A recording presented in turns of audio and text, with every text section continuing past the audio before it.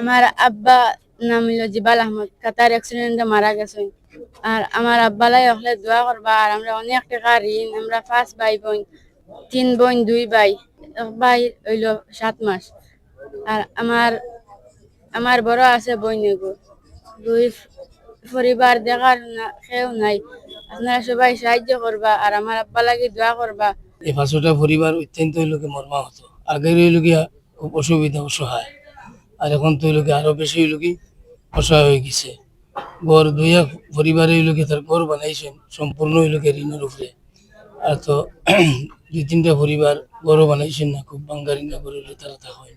কারণ আমরা আপনাদের কাছে অনুরোধ, সাংবাদিক বৃন্দর কাছে এবং দেশ এবং ওয়ার্ল্ডর প্রত্যেক লোকে মুসলমানের কাছে আমরা অনুরোধ যে আল্লাহ তাআলা আমাদেরকে সবরে জমে সবর তৌফিক দিতা।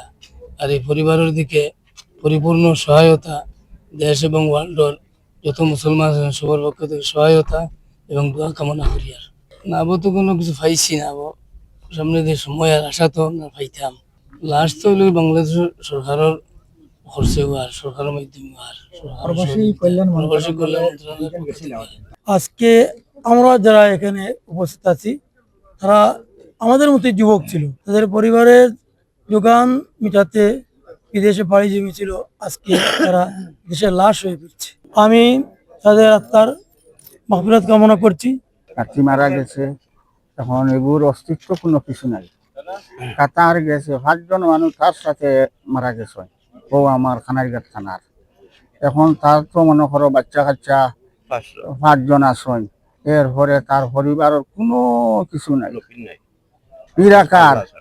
আর এখন আপনারা মনে করো সরকারের পক্ষ থেকে তারা মনে করো সাহায্য করতে পারেন, তো আমরা ধন্যবাদ। আর কোনো কিছু পাওয়া কাতার মনে করো রুজি রোজগার লাগিও গেছি, অনেক টাকা মনে করো ঋণ আছে, মনে করো 5-6 লাখ টাকা ঋণ আছে। আল্লাহর হুকুম হয়েছে মারা গেছে, কিন্তু আর আল্লাহর হুকুম ছাড়া কিচ্ছু নাই। তখন আমরা আইসি আজকে মনে করো এয়ারপোর্ট, তাই হে একলা নাই 5জন মানুষ একসাথে মারা গেছেন, ড্রাইভার সহ 6জন হয়েছে মারা গেছে। সরকারের পক্ষ থেকে সহযোগিতা আমরা আপনারা মারফতে আপনারা সহযোগিতা মনে করো যতটুকু আমরা বাচ্চা মনে আমার নাতি নোসা 5জন নাতি নোসা আপনারা দেখেন করেন। আমি চাই প্রবাসী যারা মারা যান তাদেরকে যেন প্রবাসী যোদ্ধা হিসাবে সরকার ঘোষণা দেয়। দামন হবে আজ 2 ঘটিকার সময় গাছপাড়ি মুজাহিদুল কওমি মাদ্রাসা অর্থাৎ আকুনি মাদ্রাসা নামে পরিচিত। এখানে ইমামতি করবেন আমাদের আসনের সংসদ সদস্য মাওলানা মুফতি আবুল হাসান সাহেব। তাদের মাধ্যমে সংসার চলতো। ছোট একটা জুবাইরের ছোট একটা বাচ্চা আছে, আর উনি ওই 2 মাস আগে ছুটি কাটিয়ে গেছে, 7 মাস দেশে ছিলেন। তো ওনার অন্তঃসত্ত্বা পরিবার বাচ্চা কাচ্চা হওয়ার সময় হয়েছে। আল্লাহ তাআলা তার এই ছোট ছেলেরে এবং আত্মীয় স্বজন বোন এবং আম্মুরে সব দুনিয়ার সবকিছু সুবিধা করার জন্য সবার কাছে দোয়া চাই। এটা আমাদের জন্য খুবই প্যাথেটিক একটা বিষয়। আমরা বিশ্বাস করি যে যারাই বিদেশ যায় শ্রমিক হিসাবে অভাবের তাড়নায় যায়, এবং তাদের যেটা আমরা খবর নিয়েছি যে অনেকের এখনো মতো ঋণ যেটা করে গেছিল সেই ঋণটাও তারা পরিশোধ করতে পারে নাই। তো আমার মনে হয় যে আমরা এখানে যদি রাষ্ট্র, সমাজের বিত্তবান ব্যক্তিবর্গ, রাজনৈতিক নেতৃবৃন্দ সবাই যদি আগাইয়া আসেন, তাহলে তাদের পরিবারের পাশে দাঁড়ানো এবং যে অবুঝ বাচ্চাগুলা যারা এতিম হয়েছে এদের যদি সবার পক্ষ থেকে একটু মায়ার দৃষ্টিতে দেখার সুযোগ হয়, তাহলে তারা কিছুটা হলেও স্বস্তির সাথে তাদের এই দুঃখ বেদনাটা বলে তাদের জীবনটাকে তারা গড়ার জন্য একটা সুযোগ পাবে। তো এই জায়গা থেকে আমরা সবাই মিলে এইটা চেষ্টা করব ইনশাআল্লাহ। বিশেষ করে প্রবাসী কল্যাণ মন্ত্রণালয়কে আমরা ধন্যবাদ জানাই যে লাশ আনার ব্যবস্থা করেছেন। আমাদের সিলেটের মন্ত্রী মহোদয় আরিফুল হক চৌধুরী ব্যাপারে বিশেষ ভূমিকা নিয়েছেন, তাকেও ধন্যবাদ জানাই। আর তার সাথে আমরা সবাই মিলে যদি সাহায্য সহযোগিতা করি, ইনশাআল্লাহ আমরা তাদেরকে সমাজে এই অবহেলিত এবং কষ্টের জায়গা থেকে তাদেরকে আমরা ফিরিয়ে নিয়ে আসতে পারবো। বাংলাদেশ সরকারের পক্ষ থেকে উদ্যোগ নেওয়া হয়েছে। আমাদের শ্রম কর্মসংস্থান এবং বৈদেশিক মন্ত্রী জননেতা আরিফুল হক চৌধুরী, ওনার প্রচেষ্টা, ঐকান্তিক প্রচেষ্টায় এটা লাশ আমাদের মাঝে এখন ফিরে এসেছে। আমাদের কাতার বিএনপির যে সকল নেতৃবৃন্দরা রয়েছেন, আমাদের সিলেটের কৃতি সন্তান শরীফুল হক সাজু সহ তাদের ঐকান্তিক প্রচেষ্টায় আমরা আমাদের সেই লাশগুলা ফিরে পেয়েছি। এটা মর্মান্তিক ঘটনা, আমরা শোকাহত।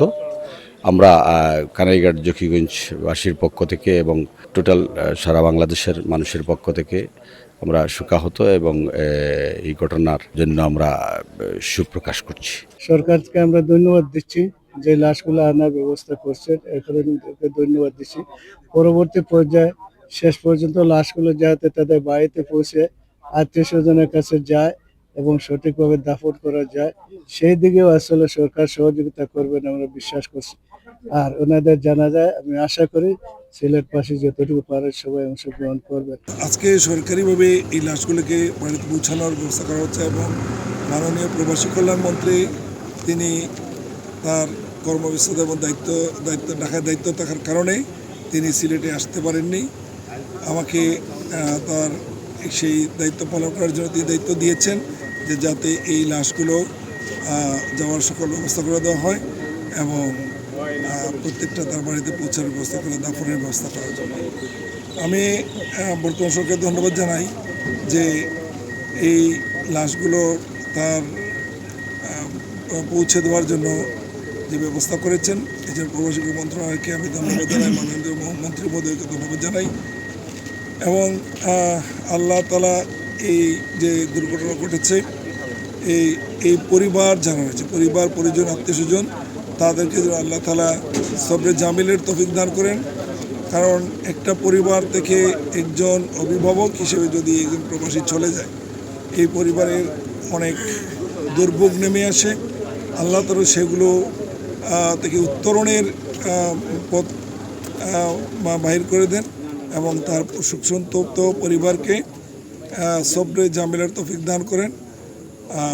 আমাদের আরও অনেক প্রবাসী রেমিটেন্স যোদ্ধারা রয়েছেন, আল্লাহ যেন সবাইকে সহি সালামত দেশে ফেরত আনেন এবং লাশ হয়ে যেন কাউকে দেশে ফিরে আসতে পারে।